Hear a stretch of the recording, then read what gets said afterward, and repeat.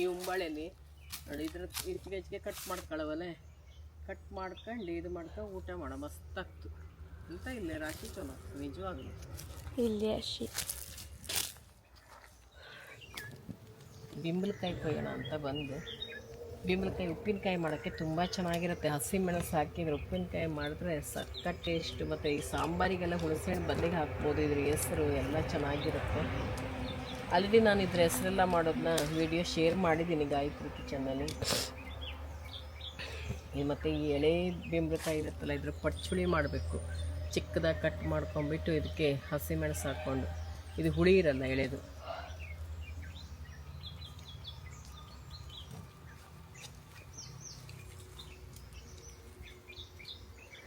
ಇಲ್ಲಿ ಒಳ್ಳೆ ದ್ರಾಕ್ಷಿ ಮೆಣಸಿನ ಥರ ಆಗಿದೆ ಮೇಲಿಂದ ಕೆಳವರೆಗೂ.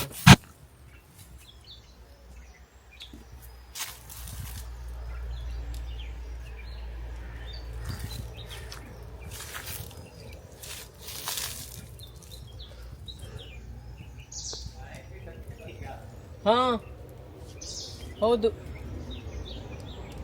ಇಲ್ಲೇಟಿದೆ ಬೇಡ.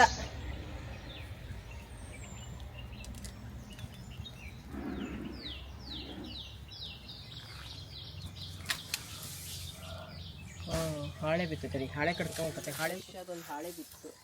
ಇದರಲ್ಲಿ ಚೆನ್ನಾಗಿರುತ್ತೆ ಬಿಂಬಳಕಾಯಿ ಕಟ್ ಮಾಡಾಕತ್ತೆ. ಯಾಕೆಂದ್ರೆ ಅದು ಪುಳಿ ಇರುತ್ತಲ್ಲ, ಉಪ್ಪು ಹಾಕ್ತೀವಲ್ಲ, ಪಾತ್ರೆಗಿಂತ ಇದು ಚಲೋ. ಪಾತ್ರೆ ಎಲ್ಲ ಇದಾಗಿರುತ್ತೆ.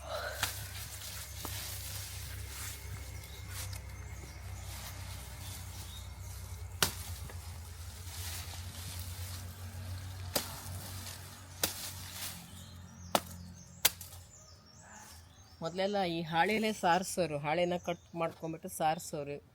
ಇವಾಗೆಲ್ಲ ಇದರಲ್ಲಿ ಯಾರೂ ಸಾರಿಸಲ್ಲ. ಊರ ಕಡೆ ಇನ್ನೂ ಕೆಲವೊಂದು ಕಡೆ ಸಾರಿಸೋ ಪದ್ಧತಿ ಇದೆ. ಇವಾಗ ಇದರಲ್ಲಿ ಬಿಂಬಳಕಾಯಿನೆಲ್ಲ ಕಟ್ ಮಾಡಿ ಹಾಕ್ತೀನಿ. ಫ್ರೆಶ್ಶಾಗಿ ಬಿತ್ತೋದು ಇವಾಗಷ್ಟೇ. ಅದಿಷ್ಟು ಕ್ಲೀನಾಗಿದೆ. ಈ ಹಾಳೆಗಳೆಲ್ಲ ಹಸುವಿಗೆ ಅಂತ ಇಟ್ಟಿರುವಂಥದ್ದು. ಇಲ್ಲಿ ಇದರ ನಾರೆಲ್ಲ ತೆಗೆದು ಉದ್ದುದ್ದ ಇದನ್ನ ಸೀಳ್ಬಿಟ್ಟು ಹಸುವಿಗೆ ಹಾಕ್ತಾರೆ, ಇಲ್ಲ ಕೊಚ್ಚಿಬಿಟ್ಟು ಹಾಕ್ತಾರೆ. ಅದನ್ನ ಹಸುವಿಗೆ ತುಂಬ ಒಳ್ಳೆಯದು. ಮತ್ತು ಹಾಲು ತುಂಬ ಚೆನ್ನಾಗಿ ಕೊಡುತ್ತೆ ಹಸುವಿಗೆ, ಎಮ್ಮೆಗೆಲ್ಲ ಅದನ್ನ ಹಾಕಿಕೊಟ್ರೆ.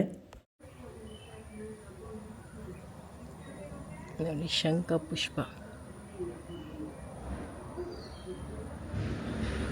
ನಂಜಟ್ಲೆ ಹೂವು ಅಂತ ಹೇಳ್ತೀವಿ ನಾವು ಇದಕ್ಕೆ. ಎಷ್ಟೊಂದು ತುಂಬಿರುತ್ತೆ ಇದು ಗಿಡದಲ್ಲಿ. ಗಿಡಗಳ ತುಂಬ ಹೂಗಳಿಂದ ತುಂಬ್ಕೊಂಡ್ಬಿಡುತ್ತೆ. ಇದೊಂದು ಗಿಡ ಹಾಕ್ಕೊಂಬಿಟ್ರೆ ಇದರ ಆರೈಕೆ ಕೂಡ ಏನಿರಲ್ಲ. ಗಿಡ ಬೆಳೆಸ್ಕೊಂಡು ನೀರು ಹಾಕೋದಷ್ಟೇ ಕೆಲಸ. ದಾಸವಾಳ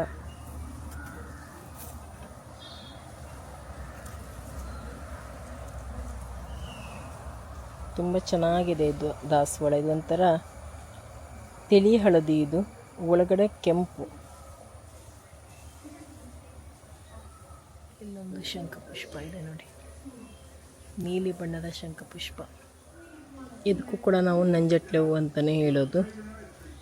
ಇದು ಕೂಡ ವರ್ಷ ಪೂರ್ತಿ ಹೂ ಬಿಡ್ತಾ ಇರುತ್ತೆ. ಇದು ಒಂದು ಗಿಡ ಬೆಳೆಸ್ಕೊಂಡ್ಬಿಟ್ರೆ ತುಂಬ ಸುಲಭ. ಇದಕ್ಕೆ ಕೂಡ ಹುಳಗಳ ಕಾಟ ತುಂಬ ಕಡಿಮೆ. ಕರ್ವೀರು ಹೂವು,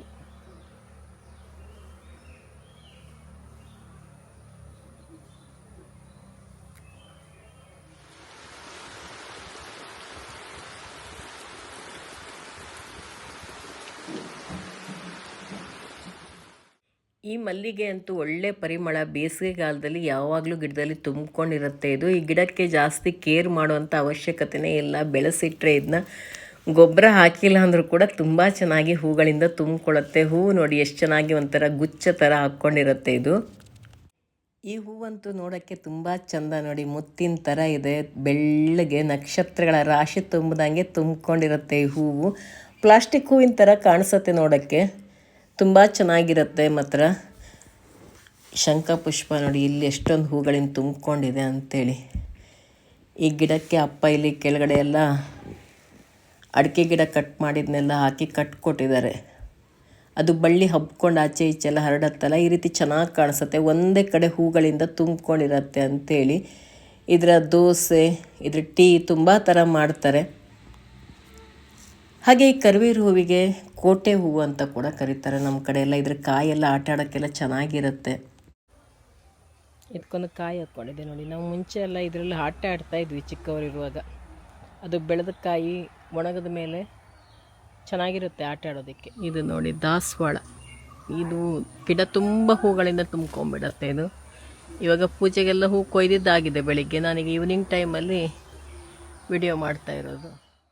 ಈ ಥರ ದಾಸವಾಳದಲ್ಲಿ ಬೇರೆ ಬೇರೆ ಕಲರ್ ದಾಸವಾಳ ಇರುತ್ತೆ, ತುಂಬ ಕಲರ್ ಇರುತ್ತೆ ಇದರಲ್ಲಿ. ನನ್ನ ಹತ್ರ ಇದೆ ಒಂದು ಪಿಂಕ್ ಕಲರ್ ಇದೆ, ಇದೇ ಥರ ಪಿಂಕ್ ಇದೆ, ಇಲ್ಲೂ ಕೂಡ ಇದೆ ಇದೇ ಥರ ಪಿಂಕು, ಮತ್ತು ಇದು ಆಮೇಲೆ ಇನ್ನೊಂದು ಥರ ಡಬಲ್ ಕಲರು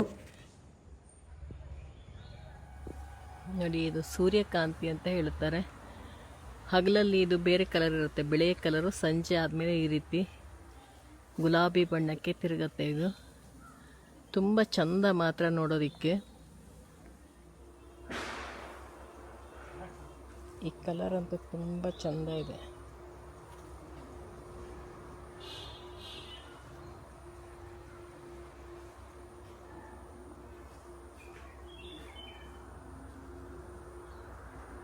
ಇವಾಗ ಪಿಂಕ್ ಕಲರ್ ಹೂ ತೋರಿಸಿದ್ನಲ್ಲ, ಅದೇ ನೋಡಿ ಬೆಳಿಗ್ಗೆ ಟೈಮಲ್ಲಿ ಈ ಥರ ವೈಟ್ ಕಲರಲ್ಲಿ ಇರುತ್ತೆ. ಅದು ಸೂಜಿ ಮೆಣಸಿನ ಗಿಡ ಇದೆ.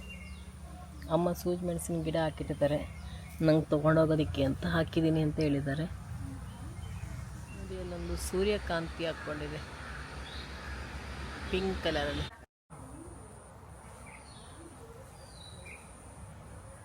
ಮುತ್ತು ಮಲ್ಲಿಗೆ.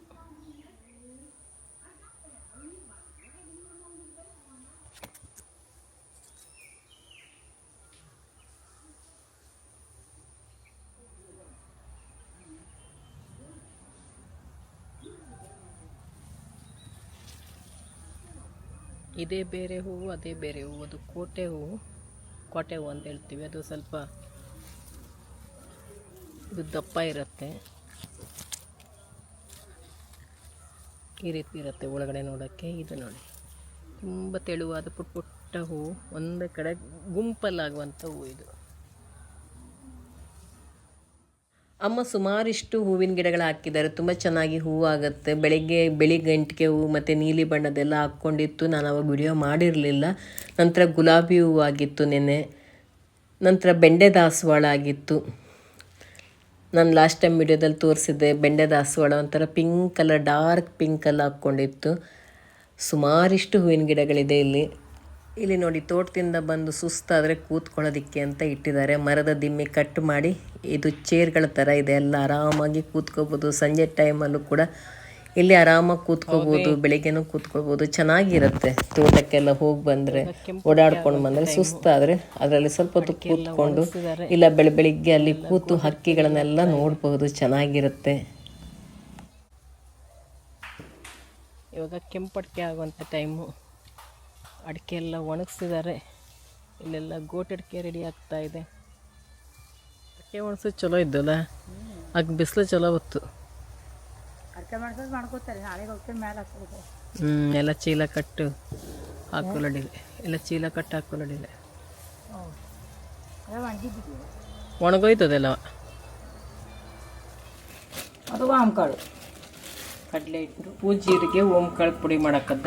ಉಪ್ಪು ಜೀರಿಗೆ, ವಾಮಕಾಳು, ಮೆಣಸಿನಿಟ್ಟು, ಅರಿಶಿನ, ಇಕ್ಕೊಂದನಿ ಕಾಯಿಸಿ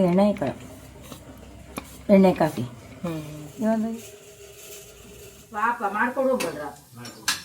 ನಾ ಮಾಡ್ಕೊಡೋಗಿದ್ರೆ ಯಾವ ಆಯಿ ಬಟಾಟೆ ಬಜ್ಜಿ ಮಾಡಿಕೊಡ್ತು ಅರಶಿಗೆ. ಆಲೂಗಡ್ಡೆಯನ್ನು ಬೇಯಿಸ್ಬಿಟ್ಟು ಕಡಲೆ ಹಿಟ್ಟೆಲ್ಲ ಕಲಸಿ ಅದರಲ್ಲಿ ಹಾಕ್ಬಿಟ್ಟು ಮಾಡಿರುವಂಥದ್ದು ತುಂಬ ಡಿಫ್ರೆಂಟಾಗಿ ಟೇಸ್ಟಿಯಾಗಿತ್ತು. ಆಲೂಗಡ್ಡೆ ಬಜ್ಜಿ ರೆಡಿ ಆಗ್ತಾ ಇದೆ ಇಲ್ಲಿ. ಎಲ್ಲರೂ ಇದನ್ನೇ ಮಾಡ್ತಾರೆ ನೋಡಿ, ತುಂಬ ಸುಲಭವಾಗಿ ಮಾಡ್ಬೋದು. ನಮ್ಮ ಅರಶಿಗಂತೂ ರುಚಿ ಹತ್ತೋಯ್ತು ಹೇಳ್ತೈತೆ ಈಗ. ಅಕ್ಕಂಗೆ ಯಾರು ಹಾಕೊಂಡಿದ್ರದಯ್ಯ, ಅಕ್ಕಂಗೆ ಆರುಷಿಗೆ 5 ಬೇಕೊಳಿತ್ತಲ್ಲ, ಅಷ್ಟೆಲ್ಲ ಮಾಡಿದ್ಯಲ್ಲೇ. 5 ಮಾಡ್ಕೊಡು ಇತ್ತು, 5ಕ್ಕಿಂತ ಹೆಚ್ಚು ತಿಂತಮೇಲೆ ಹೇಳಿದ್ದೆ. ಗೋಕರ್ಣ ಕಡೆ ರೈತರು ಬೆಳೆಯುವಂಥ ಈ ಗೋಕರ್ಣ ಮೆಣಸಿದೆ ಅಲ್ವಾ, ಇದು ಬ್ಯಾಡ್ಗೆ ಮೆಣಸಿಗೆ ತುಂಬ ಚೆನ್ನಾಗಿರುತ್ತೆ. ಅಲ್ಲೇ ಹೋಗಿ ತೊಗೊಂಡು ಬರೋಣ ಅಂಥೇಳಿ ಬಂದಿದ್ದಾಯಿತು. ನೋಡಿ ಎಷ್ಟೊಂದು ಗಿಡಗಳಲ್ಲಿ ತುಂಬಿಕೊಂಡಿದೆ. ಇಲ್ಲಿ ಬೆಳಗಿನ ಜಾವದಲ್ಲಿ ಕೊಯ್ತಾರಂತೆ, 4 ಗಂಟೆಗೆ 5 ಗಂಟೆಗೆಲ್ಲ ಕೊಯ್ತಾರಂತೆ. ಯಾಕೆಂದರೆ ಬಿಸಿಲು ಬಂದ ಮೇಲೆ ಕೊಯ್ಯೋದು ತುಂಬ ಕಷ್ಟ. ಅದರಲ್ಲೂ ಇಲ್ಲಿ ಕೋಸ್ಟಲೆಲ್ಲ ಸೆಕೆ ಜಾಸ್ತಿ ಅಲ್ವಾ, ಸಮುದ್ರ ಹತ್ತಿರ ಇರೋದ್ರಿಂದ ತುಂಬ ಸೆಕೆ ಇರುತ್ತೆ. ಬಿಸಿಲಲ್ಲಿ ಕೊಯ್ಯೋಕ್ಕಾಗಲ್ಲ, ತುಂಬ ಸುಸ್ತಾಗಿಬಿಡತ್ತೆ. ಅದಕ್ಕೆ ತಂಪು ಇರುವಾಗಲೇ ಇಲ್ಲಿ ಕೊಯ್ಯುವಂಥದ್ದು. ಅದಕ್ಕೆ ಬೆಳಿಗ್ಗೆ ಬೇಗ ಕೊಯ್ದು ಬಿಡ್ತಾರಂತೆ. ಅವರು ಕೊಯ್ಯೋ ಟೈಮಲ್ಲೆಲ್ಲ ಬಂದು ವಿಡಿಯೋ ಮಾಡೋದಕ್ಕಾಗಲ್ಲ. ಇಲ್ಲಾಂದರೆ ಅವರು ಕೊಯ್ಯೋ ಟೈಮಲ್ಲೇ ವಿಡಿಯೋ ಮಾಡಬೇಕು ಅಂತೇಳಿ ತುಂಬಾ ಆಸೆ ಇತ್ತು. ಬೆಳಗಿನ ಜಾವ 4 ಗಂಟೆಗೆಲ್ಲ ಹೇಗೆ ಹೋಗೋದಲ್ವ. ನೋಡಿ ಎಷ್ಟೊಂದು ಹಾಕ್ಕೊಂಡಿದೆ. ಏನು ಚೆನ್ನಾಗಿರುತ್ತೆ ನೋಡೋದಕ್ಕೆ ಮಾತ್ರ. ಹಣ್ಣಾದರೆ ಇದು ಕೆಂಪು, ಇವಾಗ ಒಂಥರ ಹಳದಿ ಗ್ರೀನ್ ಮಿಕ್ಸ್, ಒಂಥರ ಹಸಿರು ಮತ್ತು ಹಳದಿ ಮಿಕ್ಸ್ ಚೆನ್ನಾಗಿರುತ್ತೆ ನೋಡೋಕ್ಕೆ. ಒಳ್ಳೆ ಗುಂಡಾಗಿರುತ್ತೆ. ಅಲ್ಲಿಂದನೇ ತೊಗೊಂಡು ಬಂದರೆ ಇನ್ನೂ ಫ್ರೆಶ್ ಆಗಿ ಸಿಗತ್ತಲ್ಲ, ಮತ್ತು ವಿಡಿಯೋ ಕೂಡ ಮಾಡ್ಕೊಂಡು ಬರ್ಬೋದಲ್ಲ ಅಂಥೇಳಿ ತೊಗೊಂಡು ಬಂದಿದ್ದು. ಮತ್ತು ಇಲ್ಲಿ ರೇಟ್ ಕೂಡ ಕಡಿಮೆ, 40 ರೂಪಾಯಿ ಕೆಜಿಗೆ. ಹಾಗೆ ಇಲ್ಲಿ ತುಂಬ ಥರ ತರಕಾರಿ ಕೂಡ ಬೆಳೆಸ್ತಾರೆ.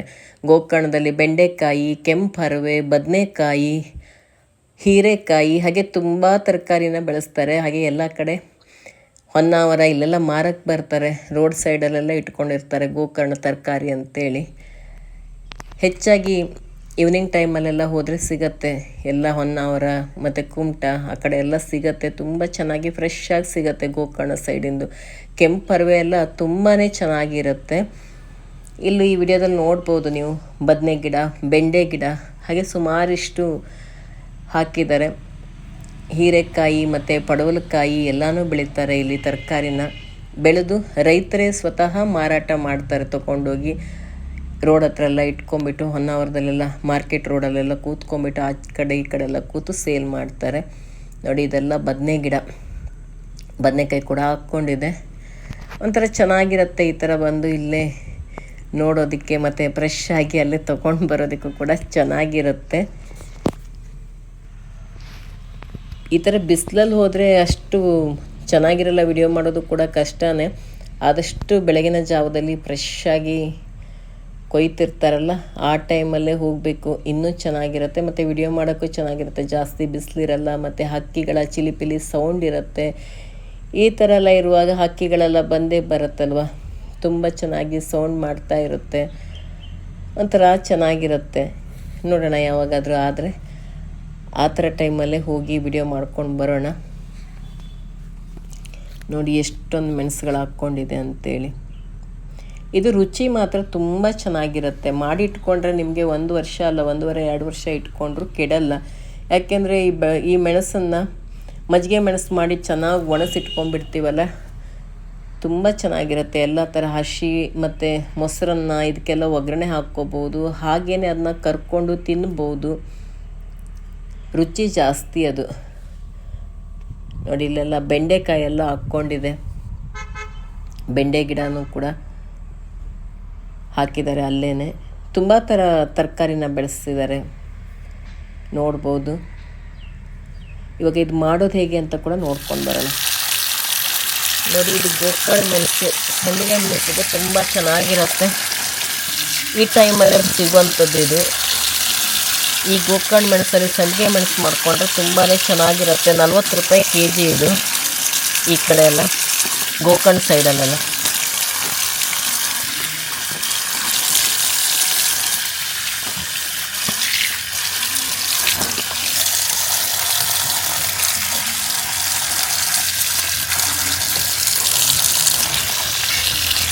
ಬೆಳಗಿನ ಜಾವದಲ್ಲೇ ಇದನ್ನ ಕೊಯ್ತಾರಂತೆ ಪ್ರತಿದಿನ. ಇದು ಫ್ರೆಶ್ ಆಗಿ ಕೊಯ್ಕೊಟ್ಟಿರುವಂಥ ಮೆಣಸಿದು. ನಾವು ಹೇಗೆ ಸಂಡಿಗೆ ಮೆಣಸು ಮಾಡ್ತೀವಿ ಅನ್ನೋದನ್ನ ನಿಮ್ಮ ಜೊತೆ ಕೂಡ ಶೇರ್ ಮಾಡ್ತೀನಿ. ಪ್ರತಿ ವರ್ಷ ನಾವು ಇದೇ ಟೈಮಲ್ಲೇ ಸಂಡಿಗೆ ಮೆಣಸೆಲ್ಲ ಮಾಡಿ ಇಟ್ಕೊಳ್ಳುವಂಥದ್ದು. ನೀರನ್ನ ಬಿಸಿ ಮಾಡ್ಕೊಂಡು ಸ್ವಲ್ಪ ಉಪ್ಪು ಹಾಕೋ. ಈಗ ಎಷ್ಟೇ ಹಾಳಾಗ್ತೀವಿ ಕಡೆಗೆ ನೀರನ್ನ ಚೆನ್ನಾಗಿ ಕುದಿಸ್ಕೋಬೇಕು. ಅದಕ್ಕೆ ಸ್ವಲ್ಪ ಉಪ್ಪನ್ನ ಹಾಕ್ಕೋಬೇಕು, ಒಂದು 3-4 ಚಮಚದಷ್ಟು. ಮಧ್ಯದಲ್ಲಿ ಸೀಳಬೇಕು, ತುದಿನ ಕಟ್ ಮಾಡಬಾರ್ದು. ಯಾಕೆಂದರೆ ನಾವು ಮಜ್ಜಿಗೆ ಎಲ್ಲ ಹಾಕ್ತೀವಲ್ಲ, ಆ ಮಜ್ಜಿಗೆ ಅದ್ರ ಒಳಗಡೆ ಹೋಗಬೇಕು. ತುದಿ ಸೀಳ್ಬಿಟ್ರೆ ಮಜ್ಜಿಗೆ ಒಳವರೆಗೆ ಹೋಗಿ ಇದಾಗಲ್ಲ.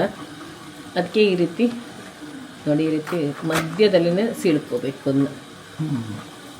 ಇದನ್ನ ಮಜ್ಜಿಗೆ ನೆನೆಸ್ತೀವಲ್ಲ, ಅದು ಒಳಗಡೆ ಅದನ್ನ ಹಿಡ್ಕೋಬೇಕು ಅಂತೇಳಿ ಹೀರ್ಕೋಬೇಕು. ಇದನ್ನ ನೀರಿಗೆ ಹಾಕ್ಕೋಬೇಕು. ಸ್ವಲ್ಪ ಎಲ್ಲ ಬಾಡುತ್ತೆ, ಗಟ್ಟಿ ಗಟ್ಟಿ ಇರುತ್ತಲ್ಲ, ಸ್ವಲ್ಪ ಎಲ್ಲ ಮೃದು ಆಗುತ್ತೆ ಬಿಸಿ ನೀರಲ್ಲಿ ಹಾಕ್ಕೊಂಡ್ರೆ. ಅದೇ ಕಲರ್ ಚೇಂಜ್ ಆಗ್ತದೆ. ಇದೆಲ್ಲ ಇದು ಸ್ವಲ್ಪ ಕಲರ್ ಚೇಂಜ್ ಆಗುತ್ತೆ. ಇದು ಗಟ್ಟಿ ಗಟ್ಟಿ ಇರೋದೆಲ್ಲ ಸ್ವಲ್ಪ ಸಾಫ್ಟ್ ಆಗುತ್ತೆ. ಬಿಳಿ ಮಜ್ಜಿಗೆ ಮೆಣಸಾಕ್ತೆ. ಈ ರೀತಿ ಮೆಣಸು ತುಂಬ ಚೆನ್ನಾಗಿರುತ್ತೆ ಮಾತ್ರ. ಸಂಜೆ ಮೆಣಸಿಗೆ ಗೋಕರ್ಣದಲ್ಲೇ ಸಿಗುವಂಥ ಈ ಗೋಕರ್ಣ ಮೆಣಸು ಇರುತ್ತಲ್ಲ ಇದು. ಇವಾಗ ನೋಡಿ ಇದೆಲ್ಲ ಬಿಸಿ ನೀರಲ್ಲಿ ಹಾಕಿ ತೆಗೆದಿರುವಂಥ ಮೆಣಸು. ಇಲ್ಲಿ ಮತ್ತೊಂದಿಷ್ಟು ಹಾಕಿದ್ದಾಗಿದೆ. ಇದೊಂದು ಚೂರು ಕಲರ್ ಚೇಂಜ್ ಆಗಬೇಕು, ಸ್ವಲ್ಪ ಇದು ಆಗಬೇಕು.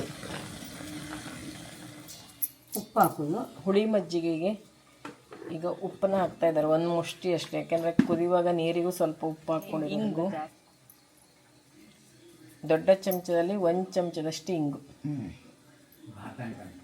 ಇದು ಒಂಥರ ಹುಡಿ ಇಂಗು ಅಲ್ಲ, ಗಟ್ಟಿ ಇಂಗು ಅಲ್ಲ, ಎಂತ ಹಿಂಗಿದು ಮಡ್ಡಿ ಇಂಗು. ಇವಾಗ ಇದನ್ನು ಈ ಮಜ್ಜಿಗೆಗೆ ಹಾಕ್ಕೋಬೇಕು. ಹಾಕ್ಕೊಂಬಿಟ್ಟು ಚೆನ್ನಾಗಿ ಇದನ್ನು ಮಿಕ್ಸ್ ಮಾಡ್ಕೋಬೇಕು, ಮಜ್ಜಿಗೆ ಹೀರ್ಕೊಳ್ಳೋ ಥರ. ಇವಾಗ ನೋಡಿ ಎಲ್ಲ ಮಜ್ಜಿಗೆ ಮುಳುಗುವಷ್ಟಿದೆ. ಇದೆಲ್ಲ ಮುಳುಗುವಷ್ಟು ಮಜ್ಜಿಗೆನ ಹಾಕ್ಕೋಬೇಕು ನಾವು, ಹುಳಿ ಇರುವಂಥ ಮಜ್ಜಿಗೆನ. ತುಂಬ ಚೆನ್ನಾಗಿರುತ್ತೆ. ನಾವು ಮಧ್ಯೆ ಸೀಳ್ಕೊಂಡಿರ್ತೀವಲ್ಲ, ಅದರಲ್ಲಿ ಮಜ್ಜಿಗೆ ಹೋಗೋ ಥರ ಒಂದು ಸ್ಪೂನ್ ಎಲ್ಲ ತೊಗೊಂಡು ಈ ರೀತಿ ಸ್ವಲ್ಪ ಅದನ್ನು ಒತ್ತು ಕೊಡಬೇಕು. ಆವಾಗ ಅದ್ರ ಒಳಗಡೆ ಎಲ್ಲ ಮಜ್ಜಿಗೆ ಹೋಗ್ಕೊಂಡಿರುತ್ತೆ. ಇನ್ನೊಂದು ಟೈಪ್ ಮಾಡೋದಿದೆ, ಅದನ್ನ ನಾನು ಆಲ್ರೆಡಿ ಶೇರ್ ಮಾಡಿದ್ದೆ ಲಾಸ್ಟ್ ಇಯರಲ್ಲ, ಅದಕ್ಕೂ ಲಾಸ್ಟ್ ಇಯರ್ ಮಾಡಿದ್ದು. ಅದರ ಲಿಂಕ್ ಕೂಡ ಹಾಕಿರ್ತೀನಿ, ನೀವು ಬೇಕಾದರೆ ಚೆಕ್ ಮಾಡ್ಕೋಬೋದು. ತಂದಿವ್ಸನೇ ಮಾಡಿಬಿಟ್ಟಿದ್ದೀವಿ. ತಂದಿವ್ಸನೇ ಇದನ್ನ ಕ್ಲೀನಾಗಿ ತೊಳೆದು ಕುದಿಯೋ ನೀರಲ್ಲಿ ಹಾಕಿ ಅದ್ರ ಹೊಟ್ಟೆನ ಮಧ್ಯೆ ಸೀಳ್ಬಿಟ್ಟು ಕುದಿಯೋ ನೀರಲ್ಲಿ ಹಾಕಿಬಿಟ್ಟು ಅದು ಸ್ವಲ್ಪ ಸಾಫ್ಟ್ ಆದಮೇಲೆ ಅದು ಆರೋವರೆಗೆ ಹಾಗೆ ಇಟ್ಕೋಬೇಕು. ಬಿಸಿ ಬಿಸಿನೆಲ್ಲ ಮಜ್ಜಿಗೆ ಹಾಕಬಾರ್ದು. ಅದು ಆರಿದ ಮೇಲೆ ಮಜ್ಜಿಗೆ ಒಳಗಡೆ ಹಾಕಿ ಈ ರೀತಿ ಅದನ್ನ ಮಿಕ್ಸ್ ಮಾಡಿ ಮೇಲಿಂದ ಒಂದು ಹೋಳಿಗೆ ಪೇಪರ್ನ ಹಾಕಿದ್ದಾರೆ, ಯಾಕೆಂದರೆ ಅದು ಚೆನ್ನಾಗಿ ಮುಳುಗಬೇಕಂತೇಳಿ. ಅದ್ರ ಮೇಲೆ ವೇಟ್ ಇಟ್ಟಿದ್ದಾರೆ, ಇಲ್ಲಾಂದರೆ ಮೆಣಸು ತೇಲು ಬಿಡುತ್ತಲ್ಲ ಮಜ್ಜಿಗೆಯಲ್ಲಿ, ಅದಕ್ಕೋಸ್ಕರ. ಇದು ಖಾರ ಇರಲ್ಲ, ಈ ಮೆಣಸು ಅಷ್ಟೆಲ್ಲ ಖಾರ ಇರಲ್ಲ. ನಿಮಗೆ ಖಾರ ಬೇಕಂದರೆ ಈ ಮೆಣಸಲ್ಲಿ ಅಷ್ಟಿರಲ್ಲ, ಖಾರ ಸ್ವಲ್ಪ ಕಡಿಮೆನೇ ಇರೋದು. ಈಗ ಬೆಳಿಗ್ಗೆ ಇದನ್ನ ನೋಡಿ ತೆಗೆದಾಗ ಈ ರೀತಿಯಾಗಿ ಮಜ್ಜಿಗೆ ಕುಡ್ಕೊಂಡು ಈ ಕಲರಲ್ಲಿ ಕಾಣಿಸುತ್ತೆ ಅದು. ಈಗ ಇದನ್ನೆಲ್ಲ ತೆಗೆದು ಬಿಸಿಲಿಗೆ ಒಣಗಿಸ್ಕೋಬೇಕು. ಆ ಮಜ್ಜಿಗೆನ ನಾವು ಫ್ರಿಜ್ಜಲ್ಲೇ ಹಾಗೆ ಇಟ್ಕೋಬೋದು, ಇಲ್ಲ ಆಚೆನೂ ಇಟ್ಕೋಬೋದು.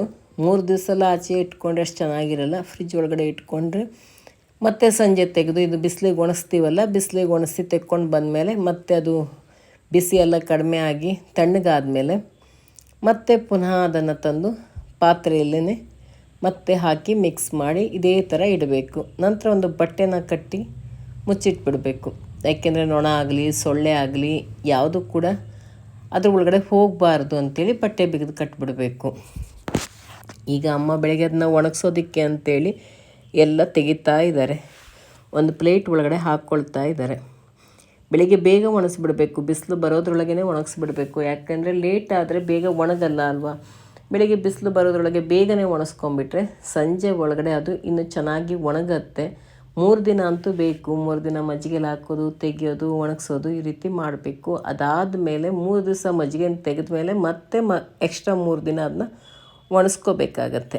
ನೋಡಿ ಇವಾಗ ಎಲ್ಲ ತೆಗೆದಿದ್ದಾಯಿತು. ಈಗ ಇದನ್ನ ತೊಗೊಂಡೋಗಿ ಒಣಸೋಣ, ಬಿಸಿಲಲ್ಲಿ ಇಡೋಣ. ಬೇಗ ಒಣಗಿಸ್ಬಿಡ್ಬೇಕು, ಬಿಸಿಲು ಬರೋಕ್ಕಿಂತ ಮುಂಚೆನೇ ಇಟ್ಬಿಟ್ರೆ ಬೇಗ ಬಿಸಿಲು ಬಂದಾಗ ಒಣಗಿಬಿಡತ್ತೆ ಅದೆಲ್ಲ. ಮೆಣಸೆಲ್ಲ ಬಿಸಿಲಿಗೆ ಒಣಸಾಗಿದ್ದಾಯಿತು, ತಿಂಡಿ ಎಲ್ಲ ತಿಂದಾಯಿತು. ಇವಾಗ ನೋಡಿ ಅಮ್ಮನ ಕೆಲಸದವಳು ಬಂದಿದ್ದಾಳೆ, ಏನು ಚೆಂದ ಇದ್ದಾಳೆ ನೋಡಿ, ಎಷ್ಟು ನೀಟಾಗಿ ಕ್ಲೀನ್ ಮಾಡುತ್ತೆ ಗೊತ್ತಾ. ಎಲ್ಲೆಲ್ಲೂ ಒಂದು ಸ್ವಲ್ಪನೂ ಧೂಳೆಲ್ಲ ಇರಲ್ಲ, ಅಷ್ಟು ನೀಟಾಗಿ ಎಲ್ಲೆಲ್ಲ ಹೋಗ್ಬೋದು ಅಲ್ಲೆಲ್ಲ ಹೋಗಿ ನೀಟಾಗಿ ಕ್ಲೀನ್ ಮಾಡಿ ಬರುತ್ತೆ.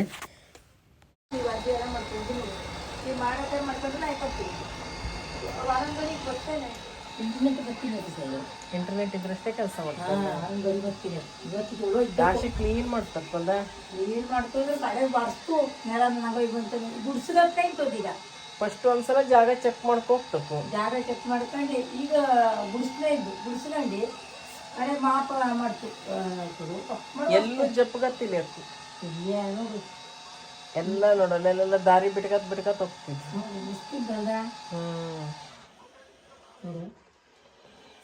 ಈಗ ಈಗಂತ ಮಾಡ್ತು ವರ್ಷ ಈ ವರ್ಷ ಸ್ವಲ್ಪ ಮಾಪ್ ಹಾಕಿದ್ರೆ ಕೆಲವು ನಿಂತ್ಕೊತ್ತೆ ಹೇಳ್ತೀರ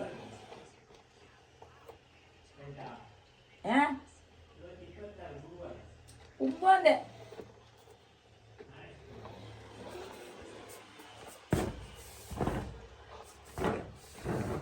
Task completed. Please put the robot back into the base station. ಕಸ ಗುಡ್ಸೋದು ಕೂಡ ಒಂದ್ಸಲ ಹೇಳ್ಕೊ ಒರೆಸ್ತಾ. ಹಾಂ ಈ ಮಾಪಿ ಸ್ಟಾರ್ಟ್ ಆಗಿ ನಂಗೆ ಬಿಟ್ಟು ನಾನು ಮಜಾ ಇದ್ದೆ. ಆಯ್ತು ಮದುವೆ ಇದು ಏಣಿ ಮೆಟ್ಲಿಗೆಲ್ಲ ಚಲೋ ಆಗ್ತಿಲ್ಲ ಅಲ್ದ. ಏಣಿ ಮೆಟ್ಲೆ ಬಿಡು ನಮ್ಮನೆ ಮೆಟ್ಲೆ ಜಾಸ್ತಿ ಎಲ್ಲ ಚಲೋ ಆಗ್ತಿಲ್ಲ. ಮಾಪಿ ಸ್ಟಾರ್ಟ್ ಆಗಿ Frio Smart vacuuming started.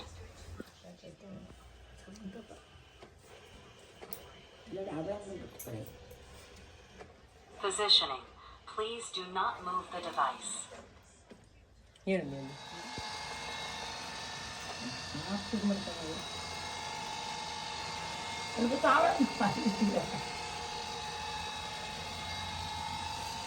ಇನ್ನು ಆರಿಸಿ ಬ್ಯಾಗ್ ಇಟ್ಟಿದ್ದು ಗೊತ್ತಂಡ್ಯಾ. ಅದು ಬ್ಯಾಗ್ ಇಟ್ಟಿದೆ ಬೇಡ್ಕೊಳ್ಳಿ ಬರ್ತದೆ ಬೊಪ್ಪಲಾಗಾಳ ಬೊಪ್ಪಲಾಗ ಇಲ್ಲಿ ಬಂದ್ಬಿಡ್ತು ಆ ಒಳಗೆ ಹೋಗಿ ದೇವ್ರೊಳಗೆ ಅಡುಗೆ ಮನೆಗೆಲ್ಲ ನಡೆಯುತ್ತದೆ. ಬೊಪ್ಪಲಾಗಾಳ ಅಡ್ಡಿಟ್ಟಿದ್ಯಾ. ಹೌದು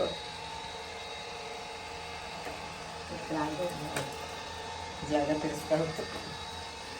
ಇಲ್ಲ ಈಗ ಮಾಪ್ ಮನುಷ್ಯರು ಮಾಡ್ತಾ ತಗೊಂಡಾಗ ಆಯ್ತು ಮತ್ತೆ ಹಾಕಿಟ್ಟುಬಿಟ್ರತ್ತಲ್ಲ ಇದನ್ನ ಹಾಕಿದ್ರೆ ಎಂಥ ಕೆಲಸನೂ ಇಲ್ಲ ನಮ್ಗೆ. ಅದ್ರಷ್ಟಕ್ಕೆ ಅದು ಕ್ಲೀನ್ ಮಾಡಿ ಇಟ್ಟಿರ್ತು. ನೋಡಿ ಅಮ್ಮನ ಕೆಲಸದವಳು ಮನೆ ತುಂಬ ನೀಟಾಗಿ ಕ್ಲೀನ್ ಮಾಡತ್ತಂತೆ. ಧೂಳು ಸ್ವಲ್ಪನೇ ಇಲ್ದಿರೋ ಥರ. ಲೇಡೀಸಿಗೆ ತುಂಬ ಹೆಲ್ಪ್ ಆಗುತ್ತೆ ಈ ಥರ ಹೊಸ ಹೊಸ ಟೆಕ್ನಾಲಜಿಗಳು.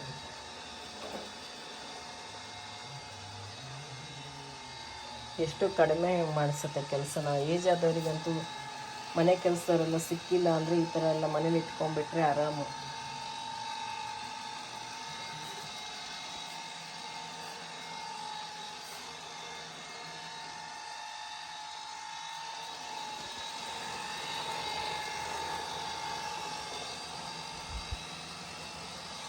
ಎಲ್ಲ ಕಡೆ ಒಳಗೆ ಎಲ್ಲ ಎಲ್ಲೆಲ್ಲಿ ಹೋಗೋಕ್ಕಾಗತ್ತೆ ಅಲ್ಲೆಲ್ಲ ಹೋಗಿ ಕ್ಲೀನ್ ಮಾಡಿ ಬರುತ್ತೆ.